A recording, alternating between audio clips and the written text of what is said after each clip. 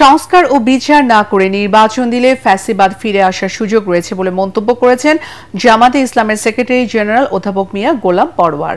Khulna press club আয়োজিত জুলাই গণ অভ্যুত্থান, গণমাধ্যম ও আগামীর বাংলাদেশ শীর্ষক আলোচনা সভায় প্রধান অতিথির বক্তৃতায় তিনি এ মন্তব্য করেন। এতে বিশেষ অতিথিও বক্তব্যে বিএনপির তথ্য বিষয়ক সম্পাদক আইজুল বারী হেলাল বলেন, দিল্লি ও পালিয়ে যাওয়া ফ্যাসিস্টের ষড়যন্ত্র রুখতে নির্বাচন অত্যন্ত গুরুত্বপূর্ণ।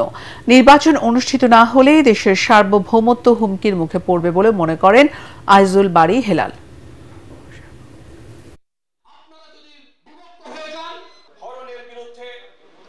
ইনক্লুসিভ পলিটিক্সের নামে, রিফাইন আওয়ামী লীগের নামে নানান নতুন ঘটনা ঘটিয়ে রাজনীতিতে ফ্যাসিবাদকে আনার চেষ্টা করছে। আপনি সংস্কার না করে, বিচার না করে আগেই যদি ইলেকশন দিয়ে দেন, বলা যায় না কোন ছিদ্র পথ দিয়ে ফ্যাসিবাদ প্রবেশ করতে পারে।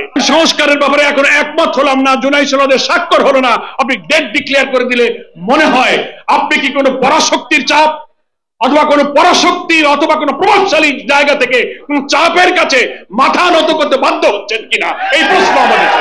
এটাই আমরা বলেছি।